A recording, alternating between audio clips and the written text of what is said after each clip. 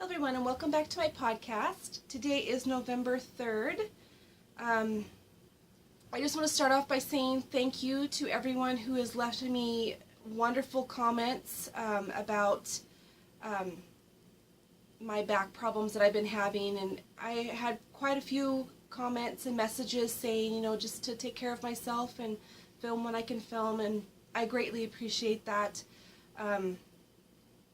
So I just want to say thank you to everyone who has, sent me a message.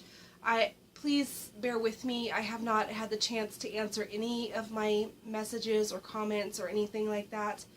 And like I told you last time, it's really hard for me to sit behind the computer, so I haven't had the chance to do that. I am feeling a little bit better this week. My husband actually ordered me one of those,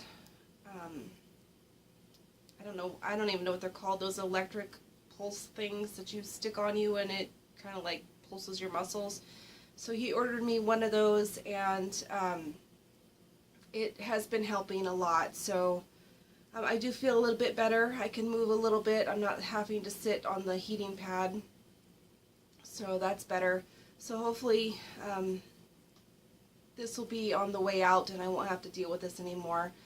But like I said, I just wanted to say thank you. I do have a couple new items. They're nothing real big, just a couple fat quarters. Since it's only been, a week since my last podcast, I don't have a whole lot of yarny stuff this week, but I do have a lot of sewing. So I'll get into that in a minute. But I found these fat quarters at Walmart, and at my Walmart they're 97 cents a piece, I think. But I got the star one, and then it's gray and it has like this design on it with pink. I don't even know what you would call that. But I thought they went well together, and these will be going for a project bag whenever I get around to it. And you'll see in a little bit my project bags that I make. I've made up my own little pattern for one, and I'm really liking it. I finished several this week, so I'm going to go ahead and get into my off the hook section, which is my finished projects.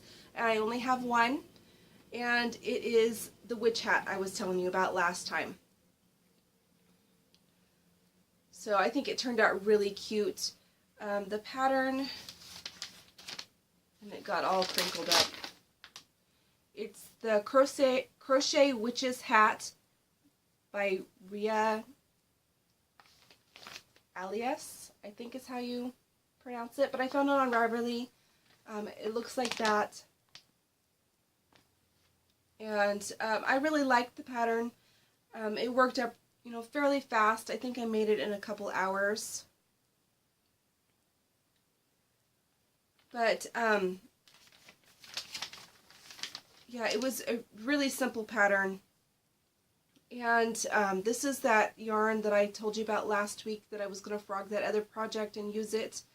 It's the Red Heart Boutique Gleam. So this is what it looks like, and I went ahead and went with the inserted band. She has two different versions. One that has, you do the hat in all one color and then add the band later. And then one that you actually work the band into the hat. And, sorry, my voice is a little croaky this morning for some reason. But, I didn't even use probably half that skein, so the yardage that's on that is way off.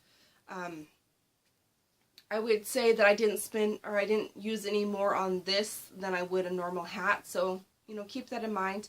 And then I just took some tulle that I had and some little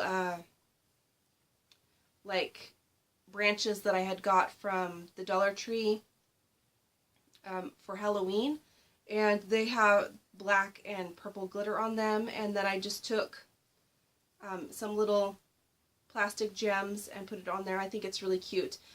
This is not, whoops, I almost dropped it there. It's not a hat that I'm going to wear. I've actually stuffed it and then put some felt on the bottom. So this is going to be a decoration. I think it's really cute. So that's how it turned out. So definitely, if you're in the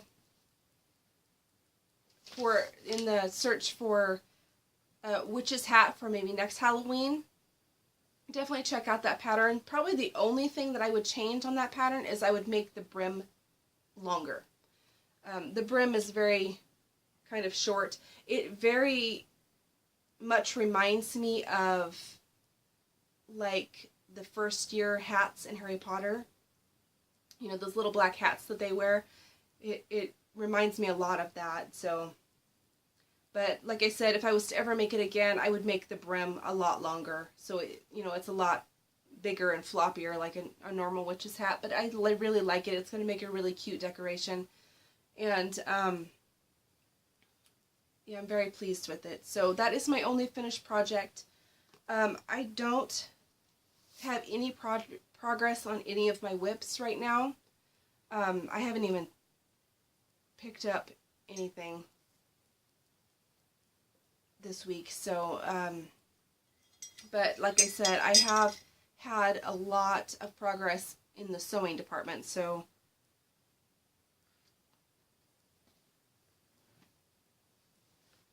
like I said, I don't have any whips this time, or I have whips, but I have not touched them, so I'm not going to bother showing you them.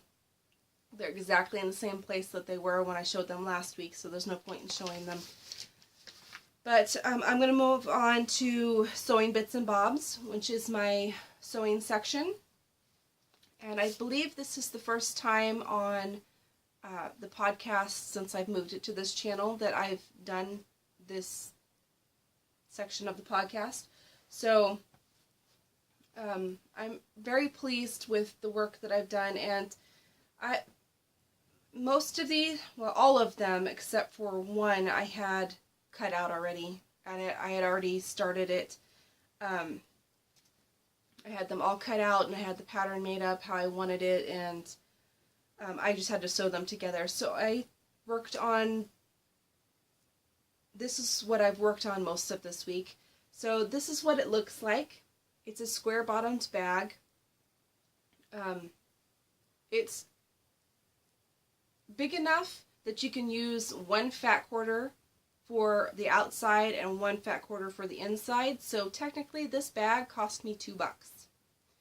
So yeah, that's a great deal. Of course, that's not including the button, but to get a really cute project bag, for $2 is a really great price. So, like I said, I came up with this pattern on my own. I took what I liked out of different tutorials on YouTube and I've made up my own pattern to be able to fit into one fat quarter for the outside and one fat quarter for the inside. I was trying to make it as cheaply as possible and, still be able to have a big enough bag to use. So this is my first one, and I am in love with it. It is so cute. If I could find this print in the full-size fabric, like on the bolt, I would definitely be making a circle skirt out of it, but I have not seen it by the yard, so...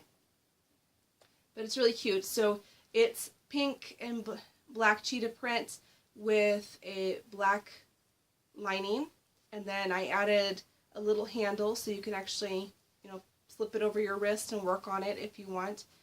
I mainly just do it so I can grab it out of my big bag that I store stuff in, and it is actually holding my fingerless gloves and a full skein, well, what's left of that full skein of red heart. So, and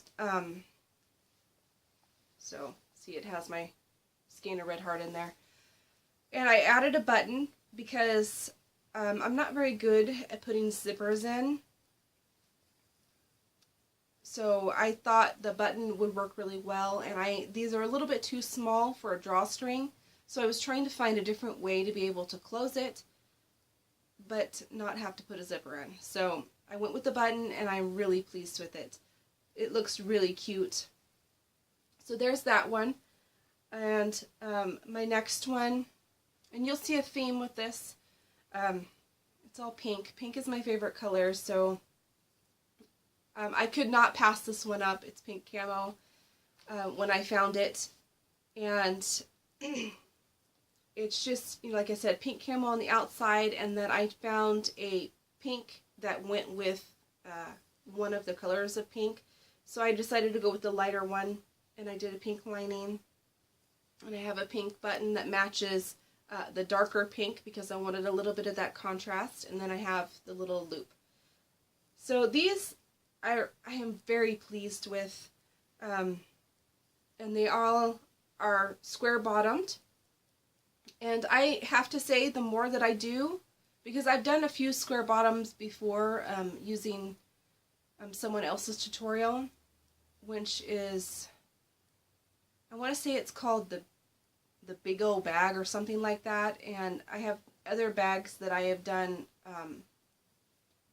at the beginning of last summer out of that, and that's how I learned how to do the square bottomed on the bags, and I have been getting a lot better about getting them all, you know, lined up and straight, so I'm very pleased with that. So there's that one. The next one is like a little princess themed, and it says Once Upon a Time on it. And it has, you know, like the little princess and the frogs, or the frog prince, and then you have your little castle and your horse and carriage and flowers and hearts and mirrors and, you know, all the little fairy tale things. But it was really cute and I liked it, and I chose a button that kind of, you know, went along as close as I could get to what was in the pattern itself. The only thing with this one is I forgot the little strap, the little handle. I got it seamed together, and then I was, you know, working on the bottom, and then I look over and the strap's sitting here next to me. So it was the only one that I forgot the strap on, but you know, it's perfectly fine without the strap.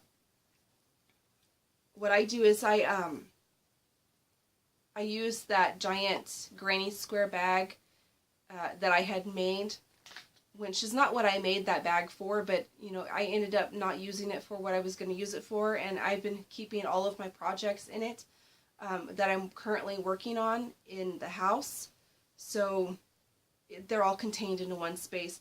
So it's nice to have these little bags that I can you know, put the individual projects in, and then put them in that big bag. But this one's really cute. I think it's really, you know, fairy tale like, so I was really pleased with that. And then I had some leftover Harry Potter fabric from the bag that I had made over the summer sometime. I don't remember when it was, but I had one panel left of it. So what I decided to do was just do the front panel in the Harry Potter fabric and do the back panel in the like burgundy red, and then the inside is the yellow. So what I originally bought this for is I got it on clearance at Joann's quite a while ago, and I made a purse out of it originally, and then I had some left over. I knew I wanted to make a bag out of it, but I didn't have enough because all I had was this one panel and then a bunch of little strips, which I used for the casing for the drawstring.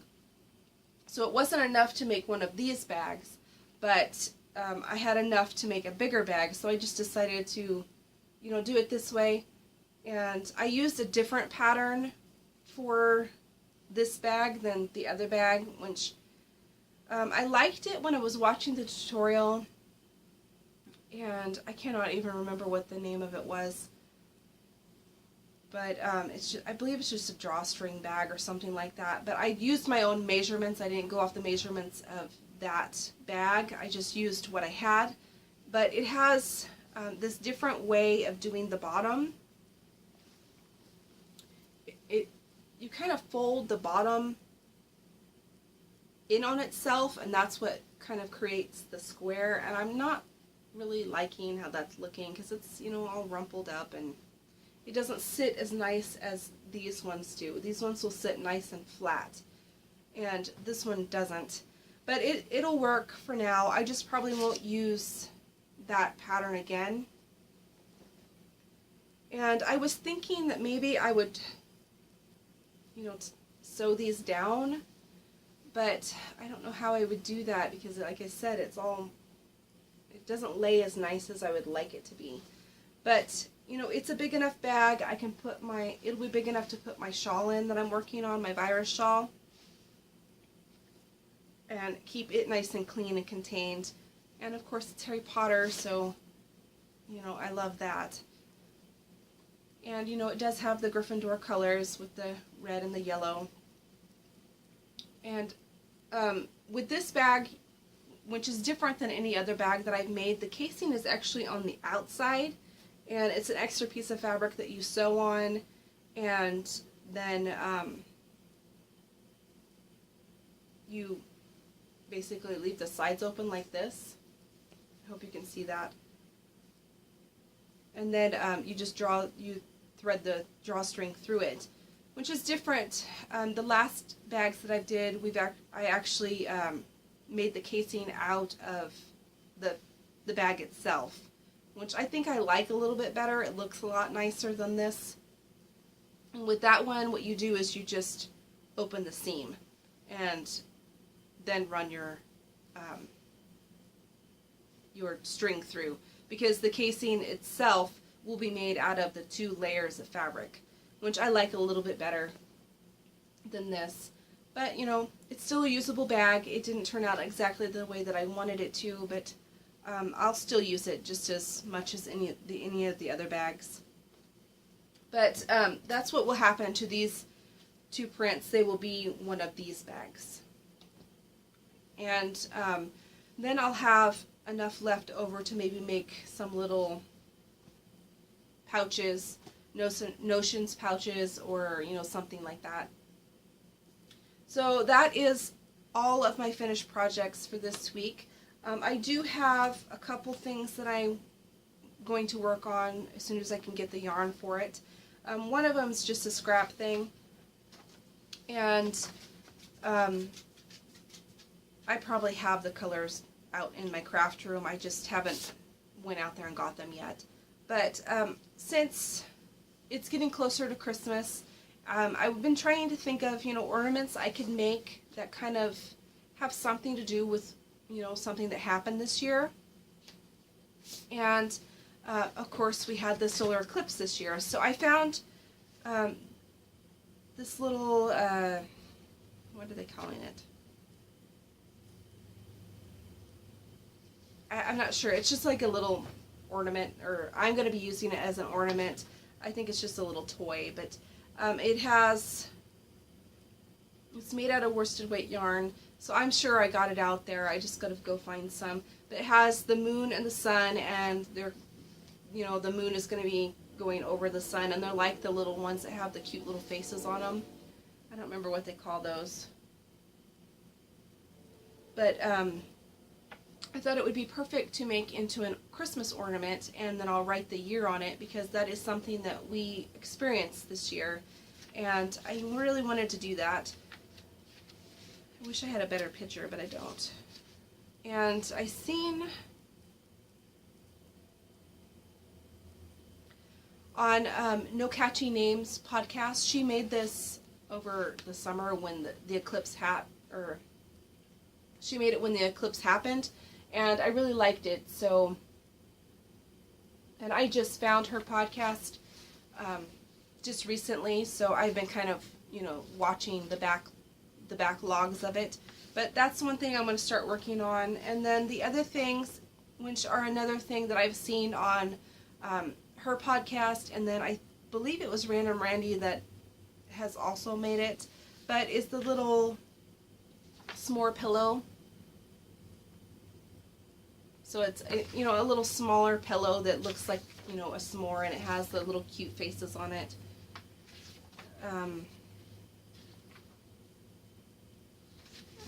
I cannot remember what they call those, kawaii or something like that. But anyway, when I was looking for this pattern on Ravelry, by the same designer, it's by 3 Am Grace Designs. And I found it on Ravelry, and then it took me to the website where I got the pattern. But when I was looking for this, she also had a couple more. So here's a little like piece of pie, and then this one's a candy corn. So I thought they would be fun to make. This would be really cute for to add to my Halloween decorations next year. So I'm going to put that aside, you know, for next year when I want to do something Halloween themed. But I thought these little pillows would look really cute on our couch. We don't currently have any pillows on our couch, and I think the girls would really like that. That is all I have this week. I know it's a little short, but I did spend most of my time on this hat and then the bags. So thanks for watching and have a great day.